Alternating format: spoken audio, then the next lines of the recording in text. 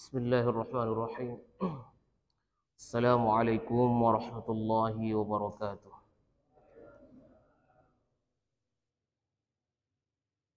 Alhamdulillah. Nahmaduhu wa nasta'inuhu wa nastaghfiruhu wa nastahdihi. Wa na'udzu billahi min syururi anfusina wa sayyiati a'malina. Man yahdihillahu fala mudilla lahu wa man yudlilhu fala hadiya lahu. Asyhadu an la ilaha illallah wa asyhadu anna Muhammadan 'abduhu wa rasuluhu la nabiyya ba'dah. Allahumma salli wa sallim ala Sayyidina Muhammad wa ala alihi wa ashabihi wa man tabi'ahum bi ihsanin ila yaumiddin, amma ba'd. Faya ibadallah, ikhwatal iman, hafidhani wa hafidhakumullah. Alhamdulillah, kita bersyukur kepada Allah Subhanahu wa taala yang masih melimpahkan rahmat kepada kita semua. Semoga Allah masukkan kita semua ke dalam syurganya. Tak lupa kita haturkan salawat kepada Rasulullah sallallahu alaihi wasallam. Hadirin rahimakumullah, kita akan mengkaji hadis-hadis Rasulullah sallallahu alaihi wasallam di dalam kitab Riyadhus Shalihin, bab at-tawadhu' wa khafdil janahi lil mu'minin. Bab rendah hati dan meletakkan sayap-sayap terhadap orang-orang mukminin. Allah Subhanahu wa taala berfirman di dalam surat Asy-Syu'ara ayat 215. Allah Subhanahu wa taala berfirman, "Wakhfid janahaka liman ittaba'aka minal mu'minin." Hendaklah kalian rendahkan hati kalian, tawadhu' terhadap orang-orang mukminin yang mengikuti kalian. Allah Subhanahu wa taala juga berfirman di dalam surat Al-Maidah. Allah katakan, "Ya ayyuhalladzina amanu may yartadda minkum an dinihi fasawfa ya'tillahu biqaumin yuhibbuhum wa yuhibbunahu adillatan 'alal mu'minin a'izzatin 'alal kafirin." Wahai orang-orang yang beriman, may yartadda minkum, barang siapa yang murtad di antara kalian dari agamanya, fasawfa ya'tillahu biqaumin, maka Allah akan mengganti setelahnya satu kaum yang mereka ini dicintai oleh Allah Subhanahu wa taala dan mereka juga mencintai Allah. Adillatan 'alal mu'minin, dan rendah hati mencintai orang-orang mukminin, dan a'izzatan 'alal kafirin, berwibawa dan begitu keras terhadap orang-orang kafir. Allah juga berfirman, "Ya ayuhan nas, inna khalaqnakum min dzakarin wa untha." Wahai manusia, sungguhnya kami ciptakan kalian dari jenis laki-laki maupun perempuan. Wa ja'alnakum syu'uban wa qabaila, dan kami jadikan kalian berbangsa-bangsa dan berkabilah-kabilah, lita'arafu, tujuannya agar kalian saling mengenal. Inna akramakum 'indallahi atqakum, sungguhnya yang paling mulia di sisi Allah Subhanahu wa taala adalah orang-orang yang paling bertakwa di antara kalian. Allah Subhanahu wa taala juga berfirman, "Fala tuzakku anfusakum wa a'lamu biman ittaqa." Janganlah kalian ini merasa suci. Wa huwa a'lamu biman ittaqa, dan Allah Subhanahu wa taala Maha mengetahui siapa saja di antara kalian ini yang paling bertakwa. Jamaah sekalian rahimakumullah, Al-Imam An-Nawawi rahimahullah, beliau mengarang kitab Riyadhus Shalihin ini dan kemudian meletakkan bab tentang tawadhu'. Kemudian selanjutnya dijelaskan oleh Ibnu Utsaimin rahimahullah bahwa yang dimaksud dari tawadhu ini adalah merendahkan hatinya, berlemah lembut terhadap orang-orang mukmin, tidak meninggikan dirinya di atas orang-orang mukmin, dan tawadhu'nya di sini adalah lillahi ta'ala. Karena tujuannya adalah Allah Subhanahu wa taala. Sebagaimana Rasulullah sallallahu alaihi wasallam beliau bersabda, "Wa ma tawadha'a ahadun lillah." Tidaklah seorang itu tawaduk karena Allah, sifatnya ini tawaduk lillah, bukan tawaduk rendah hati karena ingin dipuji oleh manusia, tetapi karena lillah. Oleh sebab itu dalam hadis mengatakan, "Ma tawadha'a ahadun lillah illa rafa'ahu Allah." Maka Allah Subhanahu wa taala akan mengangkatnya. Dan sebagaimana hadis Rasul sallallahu alaihi wasallam, "Innallaha auha ilayya an tawadhu." Sesungguhnya Allah mewahyukan kepada diriku agar kalian ini berlaku tawadhu'. La yafkhar ahadun ala ahadin. Janganlah kalian ini, tidak pun di antara kita ini, membanggakan diri kita terhadap orang lain. Dalam hadis Abu Hurairah disebutkan, "Ma naqasat shadaqatun min malin." Sungguhnya, kata Rasulullah, sedekah ini tidak mengurangi harta. Wa ma zadallahu 'abdan bi'afwin illa 'izzah. Tidaklah seorang hamba ini senantiasa memaafkan saudaranya, melainkan dia ini akan mendapatkan wibawa di hadapan manusia. Wa ma tawadha'a ahadun lillah illa rafa'ahu Allah. Hadis ini diriwayatkan oleh Imam Muslim. Tidaklah seorang ini tawadhu', maka Allah Subhanahu wa taala akan mengangkatnya. Dalam hadis yang lain juga Rasulullah SAW beliau mengatakan bahwa apabila seseorang ini, seorang hamba sahaya, kemudian mengambil tanganku dan mengajak diriku ini kemana saja, hamba sahaya Pak, kata Nabi, maka saya akan turuti apa kemauannya.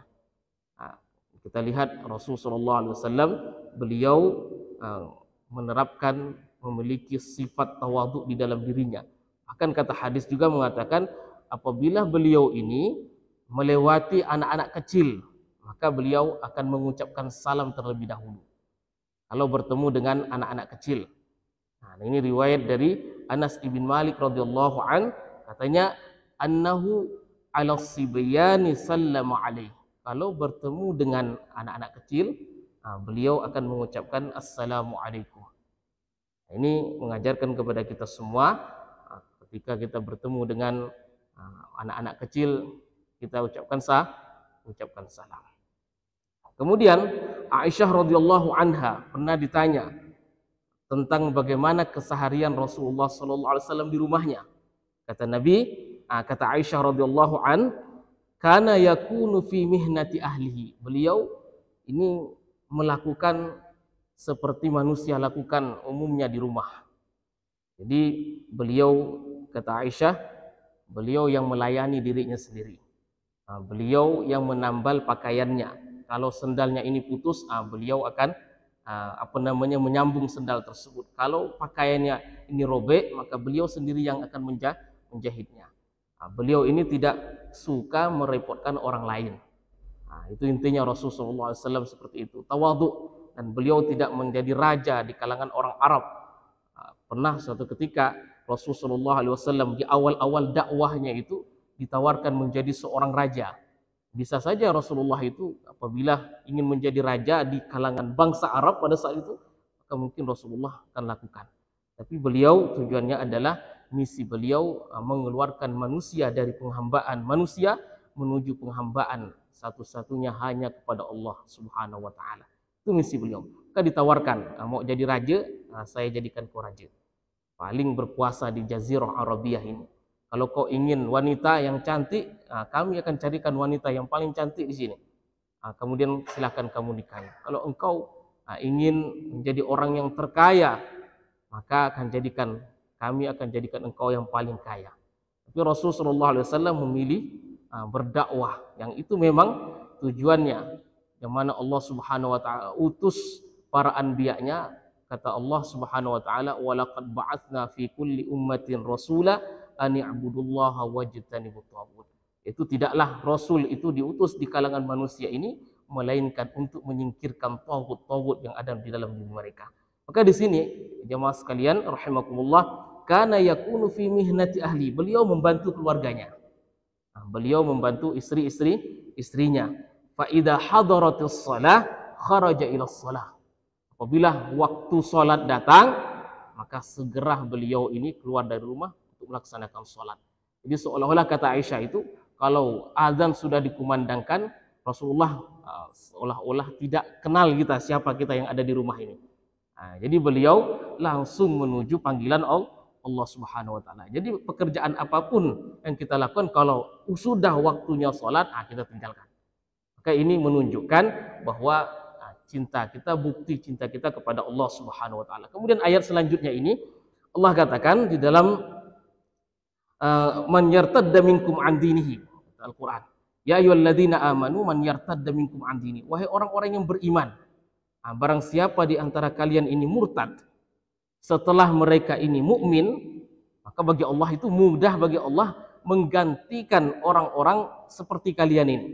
Bahwasanya ini mengisyaratkan kepada kita bahwa di antara manusia ini ada yang keluar masuk Islam dan keluar murtad kembali gitu.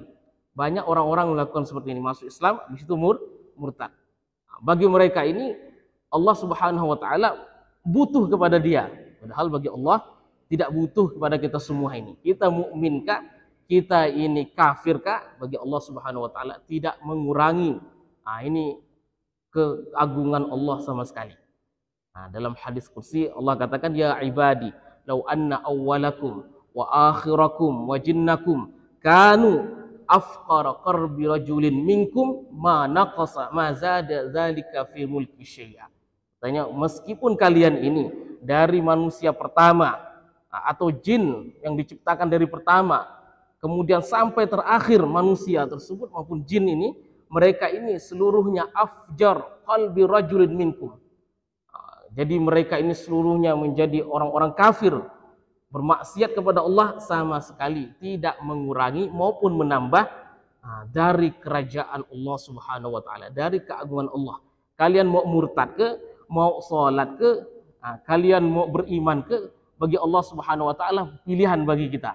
Faman syaa'a minkum falyu'min wa man syaa'a minkum falyakfur. Siapa saja Allah Subhanahu wa taala berikan kepadanya kehendak, pilihan mau beriman ke, mau kafir.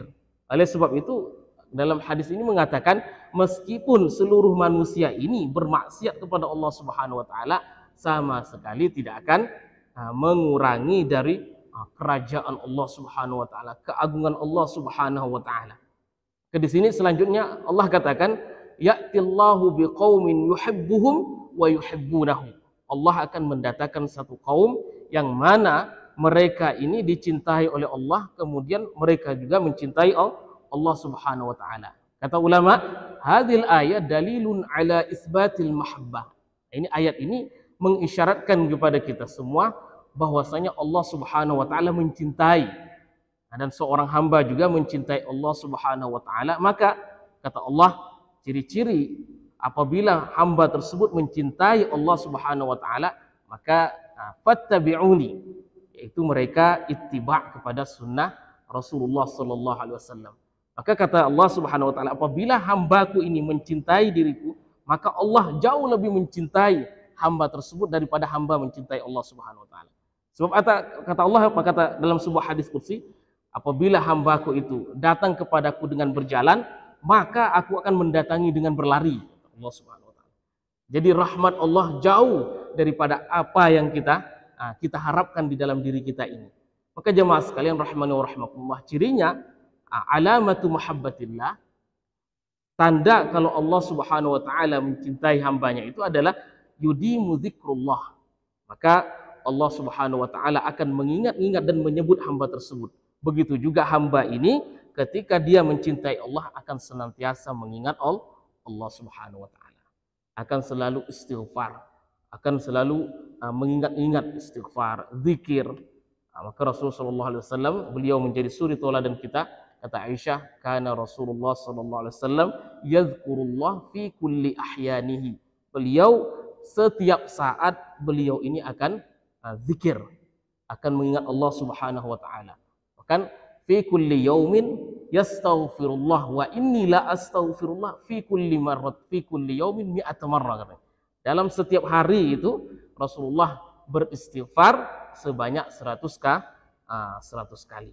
Maka ini ciri, kata ulama itu, alamat mahabbatillah, tanda Allah mencintai hambanya itu adalah di mana ada hubungan antara dia dengan Allah Subhanahu wa taala. Kemudian di sini juga ayyuhibba man ahabballah, seorang hamba ini mencintai orang-orang yang mencintai Allah Subhanahu wa taala, dekat dengan saudara-saudaranya sebagai saudara-saudara seiman, dengan orang-orang soleh.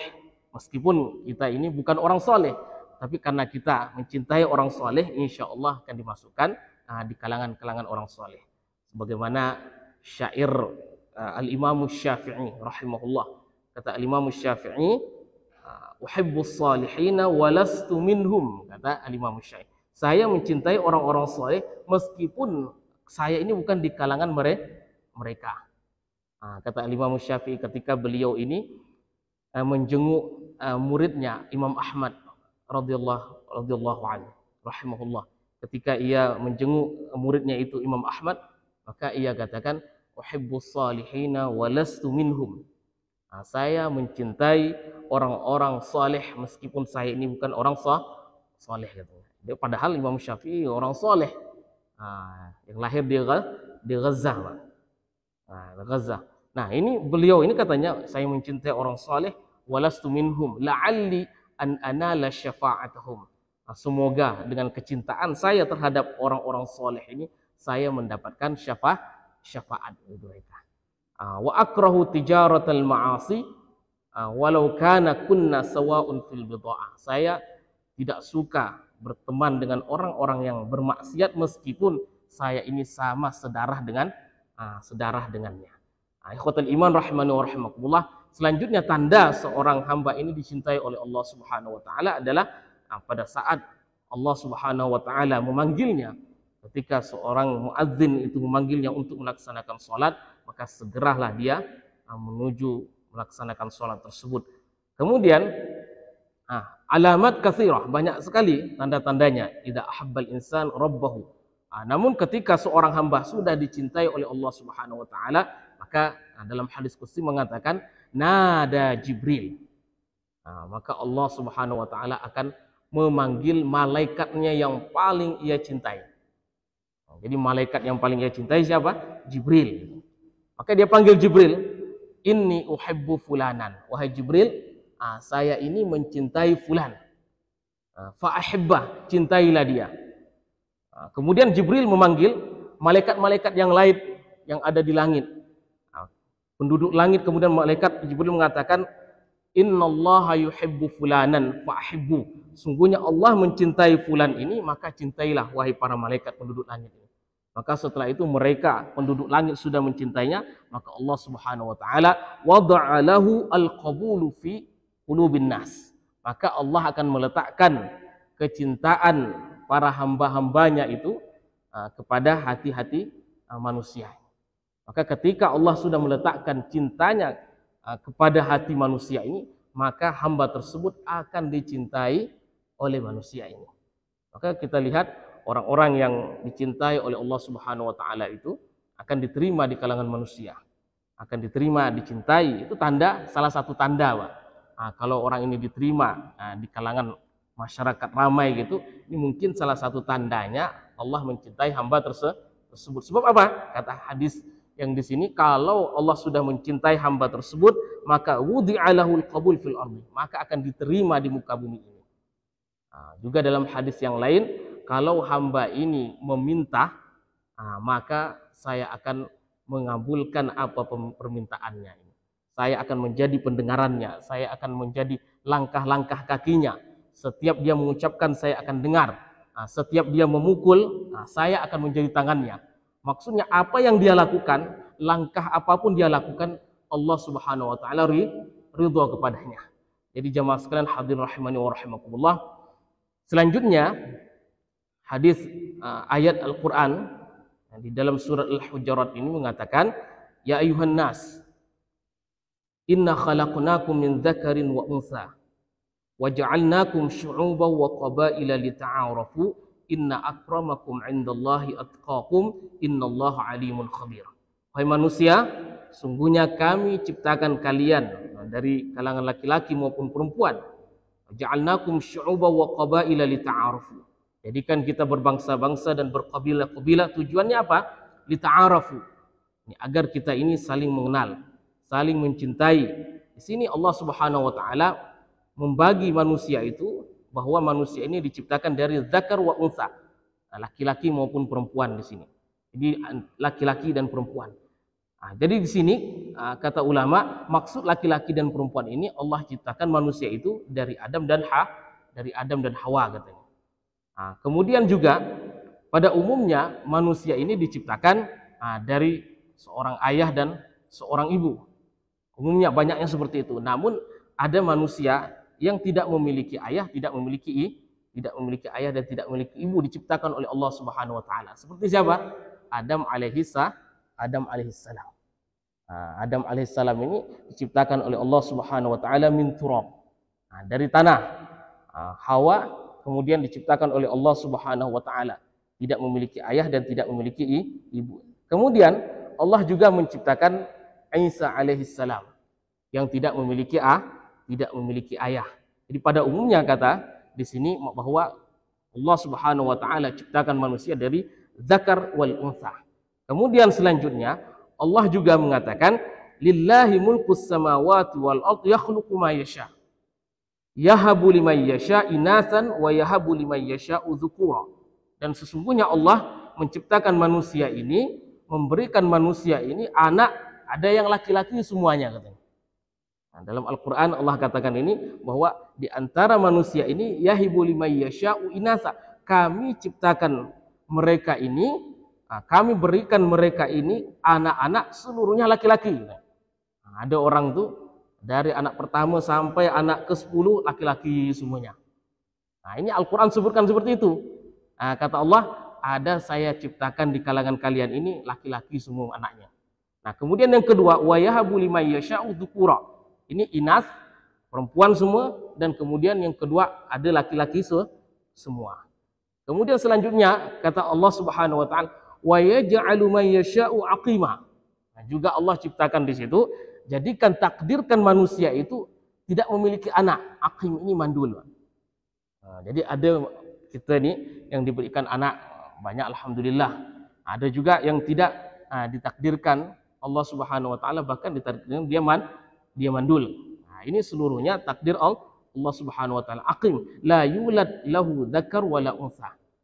Tidak memiliki anak sama sekali. Dan selanjutnya Allah katakan wa ja'alnakum syu'uban wa qabail.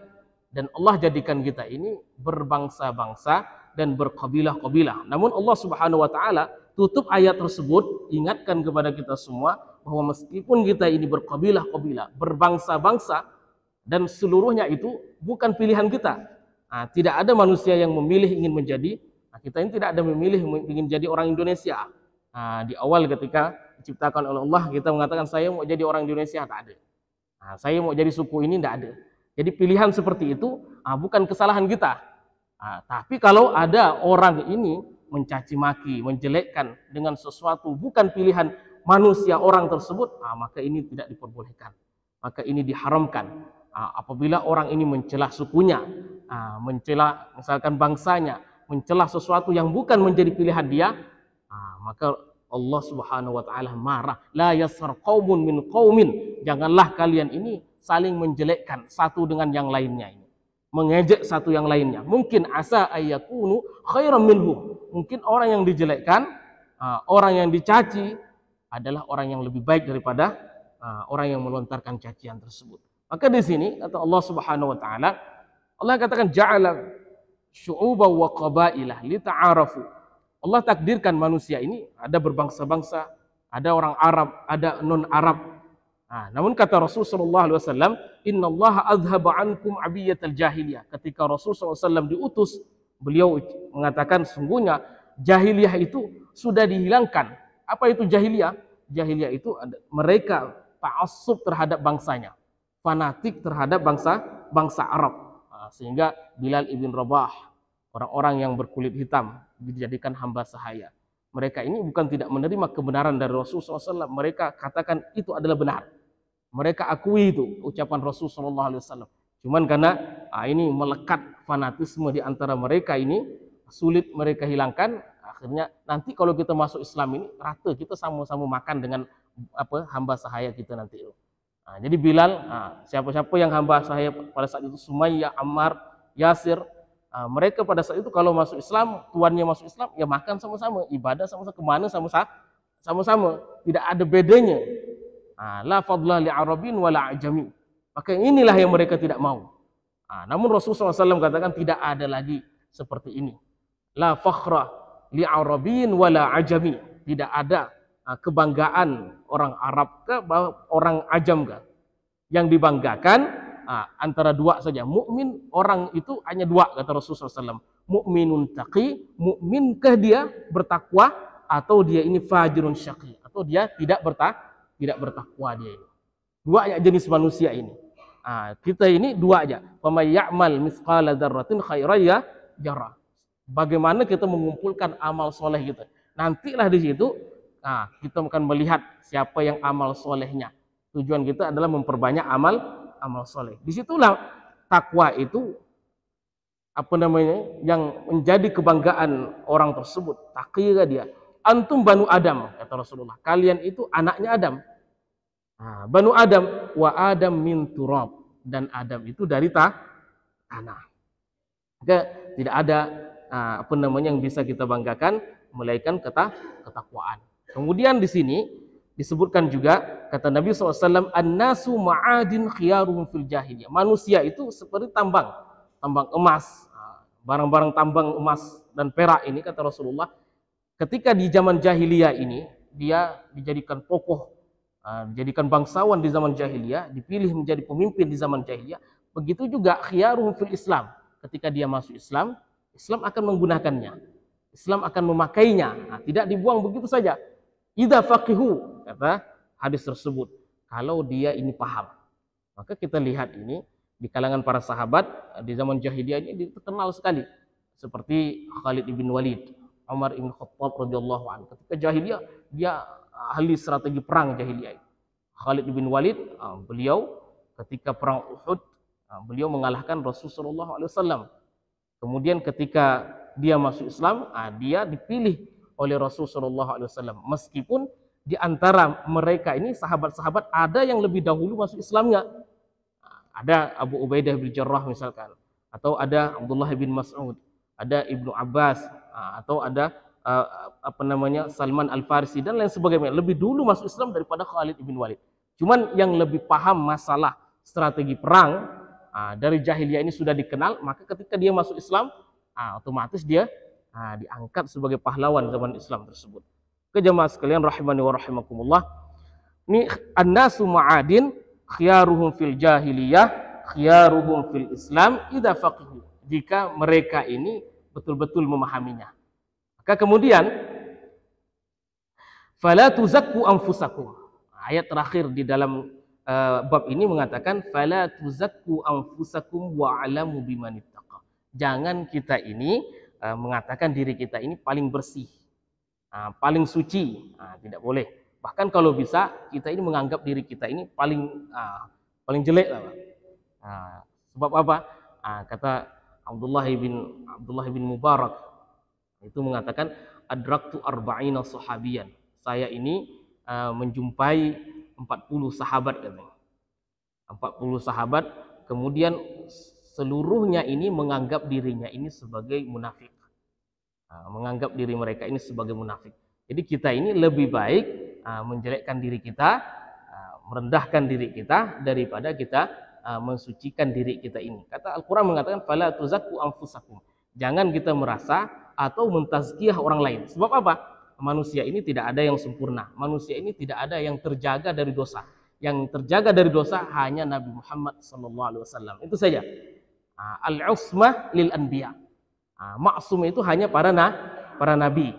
Maka siapapun ini, mau dia ustadz ke kiai ke, mau dia habib ke, mau dia tokoh siapapun, Maka seluruhnya sama. Yang tahu manusia ini bertakwa, kata Al-Quran, wa huwa a'lamu bimanitta taqwa. Dialah yang paling tahu siapa di antara kita paling bertakwa. Oleh sebab itu Rasulullah SAW menunjukkan takwa itu di mana? Kata Rasulullah, at-taqwa hahuna. Kata beliau, asyarahu salasan.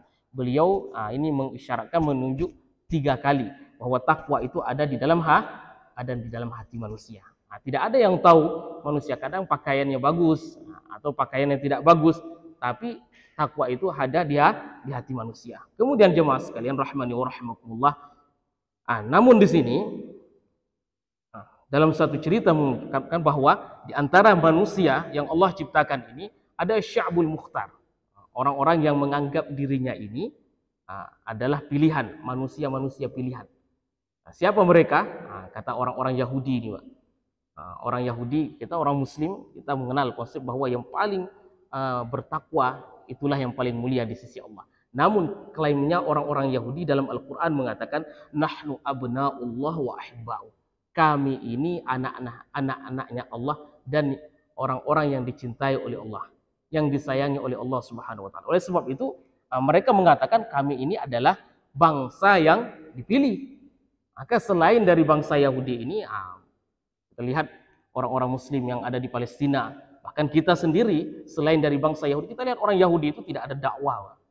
Yahudi itu konsepnya tidak ada mengajak orang masuk Yahudi, itu tidak ada. Orang Nasrani ada, orang Islam ada, tapi kita masuk ke agama Yahudi itu tidak ada, tidak bisa. Karena mereka ini punya ras sendiri. Mereka punya kabilah, punya bangsa sendiri, yang mereka itu tak berkembang mereka.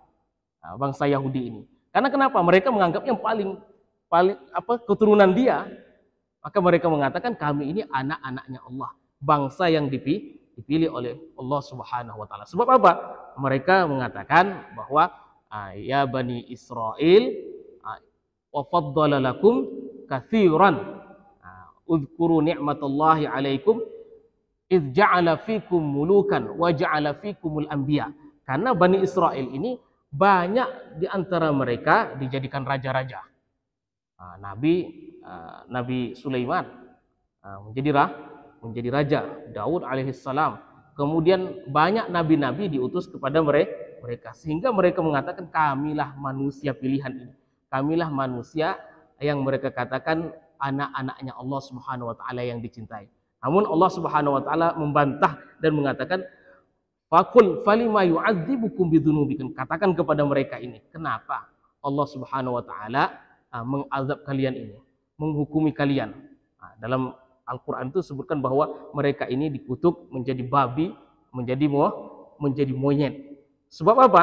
Dengan pengingkaran mereka terhadap nabi-nabi yang diutus kepada mereka tersebut.